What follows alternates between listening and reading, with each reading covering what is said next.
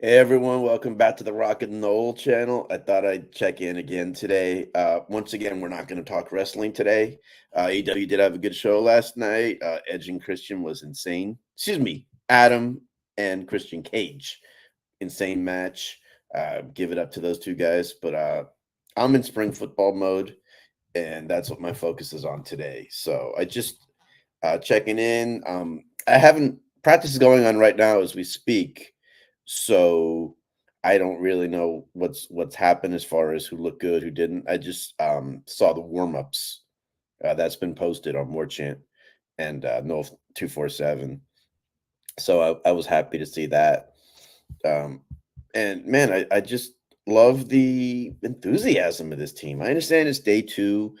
We'll see at the end how they're looking.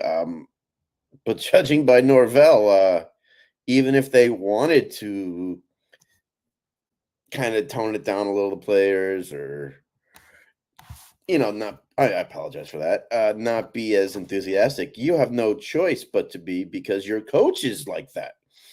I mean, Norvell was sprinting to the first drill, sprinting like he always does. So if anyone thought, oh, he just got more money, oh, he's getting all these perks that he claims he wanted, claims that he said he needed, and he definitely did need. Yeah, there's no different. Coach Norvell is Coach Norvell, no matter how much he's making or what he's been given to help the program, which is a good thing. I loved it. That was something I wasn't even worried about. And I don't think I talked to one Noel fan that said, "Oh God, if we're paying him this much now, are we going to get the mic we've always had?" I just don't think it's something you have to worry about with him, which is awesome. I noticed he still does every day. I am sorry with the mic. I'm going to try to position it the right way. Okay, it's me. Anyway, so he still does after they break and they're getting ready to start position drills. He always just sprints, and any player is welcome to challenge him to a race. He's going to be running. You can just try to beat him. Excuse me. Excuse me. And see what you can do. His attitude is anyone can get that smoke, as he says.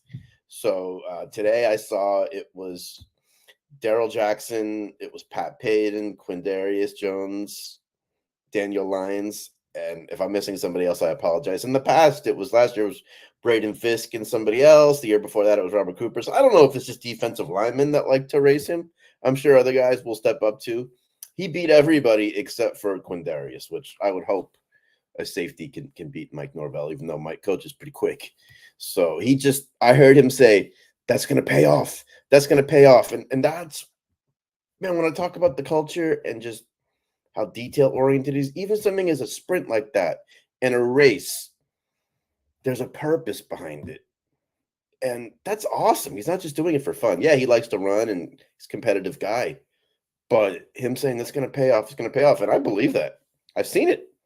So moving on, I saw that it was just enthusiasm. I loved it. I didn't talk that much about the defense last time. Uh, Defensive ends are we did talk about that. We're gonna have more depth this year. The tackle Odell seemed happy when I heard him talk. He's always hoping to have 5 or 6 guys. So if I had to think, if we got the 5 or 6 guys, you got Jackson, you got Farmer. Ooh, who else you got? Daniel Lyons. Daniel Lyons. Oh, geez, he's an end. I apologize. So those are your top 2. You got Grady Kelly from Colorado State, who Odell described as a true worker, and Odell doesn't say that about anybody just to say it. I mean, because he's a worker. And if he calls you that, that means you've earned that acknowledgement. I swear I'm not doing a Roman Reigns thing there. I'm trying to see who else we got to D-tackle. Man, my fault. Anyway. Oh, KJ Sampson. I heard some great reps the other day. He's a redshirt freshman from North Carolina. I'd love to see what he can do this year. So moving on, linebackers. I'm hoping Omar Graham can step up as well to go along with Lundy. And I haven't heard anything about Sean Murphy. And I understand it's just day 2 of practice, so I'm not freaking out. Some guys don't pick up things as quick, or they're coming along a little slower, or maybe just the coach wants them to come along a little slower. There could be a lot of factors involved there. So I'm hoping Omar Graham, he's a third-year guy from Fort Lauderdale. Uh, I'm hoping this year he could really play a lot more meaningful reps. That would be awesome. So secondary, that's the group that we talked about. I keep moving the mic. My apologies. That's the group we kept talking about, and that's the group that all the media is saying is our deepest position. We said that. Corner's going to be interesting, that battle. I think Azaria's got one side locked down. You got Fentrell Cypress on the other. But you need many guys at corner because you're going to be going up against offenses that a lot of times just play primarily for 5 wide receivers. So you can't have enough DBs. I'll be curious after spring, and I hate to say this, but the portal reopens, and I'm curious at certain positions that were pretty loaded that some guys might leave. I mean, attrition is going to happen. You hate to get it. Part of me wants to get super excited about a player in the spring, and then he could be gone a week or two after spring.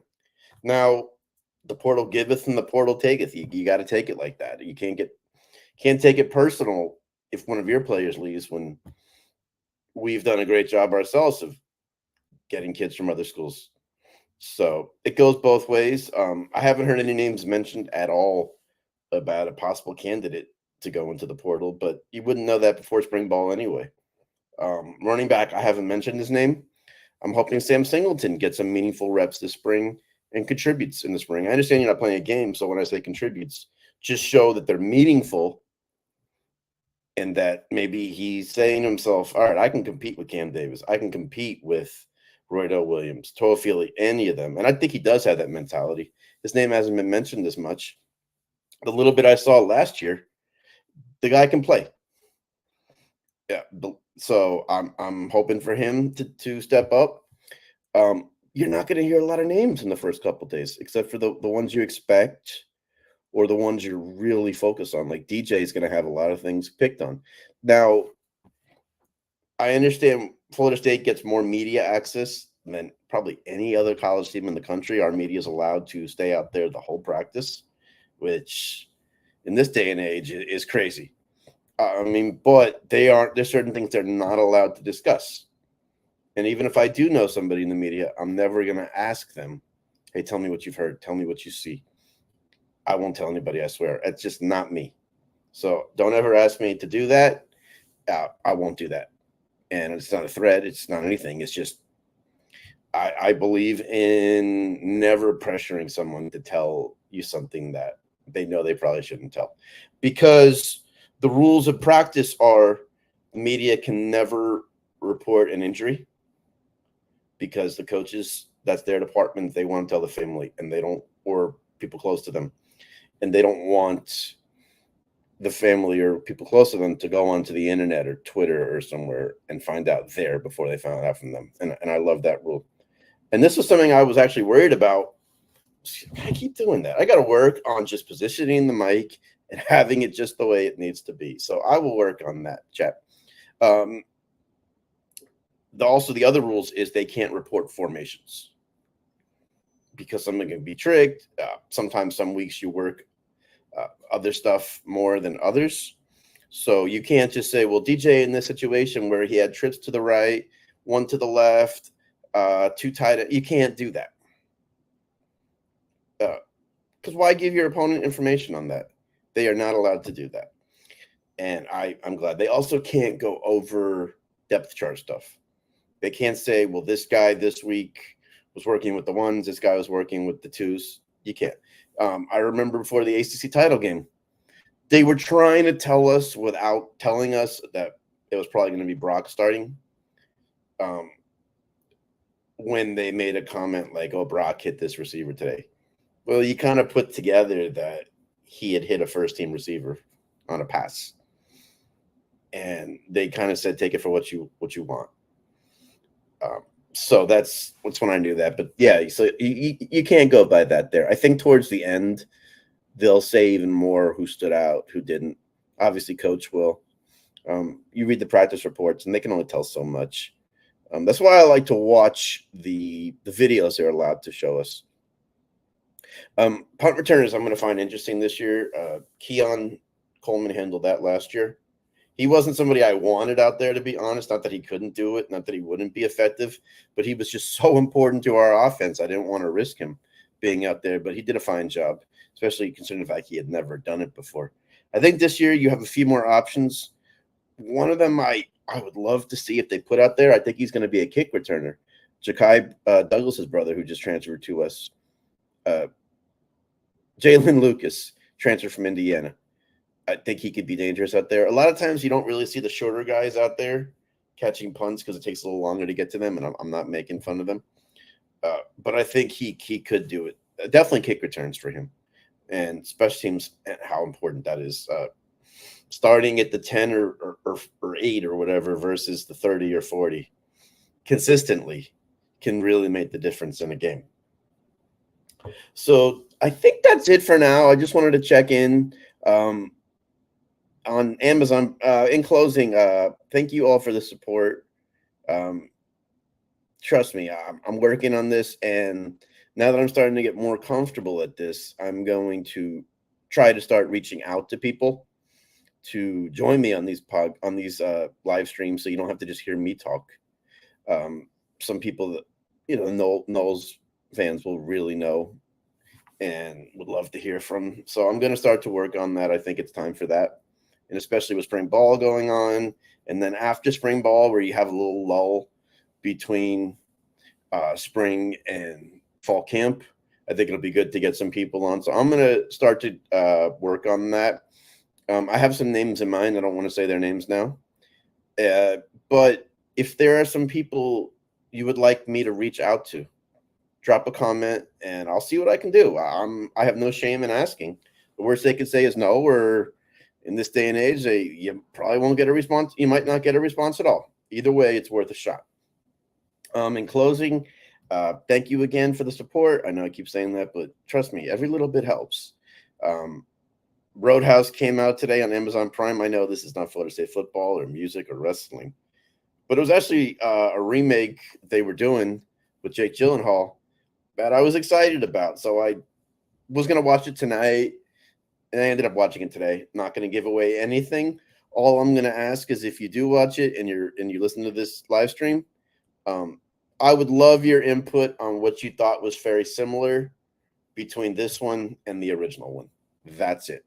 So thank you for your time. I really am enjoying this. There's more Noel talk to come. There's more wrestling talk to come. I think I'm going to try to come on tomorrow, talk about the AEW from the other night, because I really haven't watched that in full yet. I watched the Edge. I keep calling him Edge. Adam Copeland Christian match, which was Christian Cage, excuse me, which was awesome. And we got SmackDown tomorrow. The road to WrestleMania is heating up, which has been awesome so far. I'm really liking how the card's coming together, and they're not just throwing it together, and that it's coming together nicely, quietly. A really good card. So thank you again. I'll talk to you later. Remember, man, let's rock and roll, man. I mean, this is not just a catchphrase, this name. I love rock and roll. I love the Knowles. That's what I like to say. Rock and roll, baby. Thank you again. I'll talk to you later.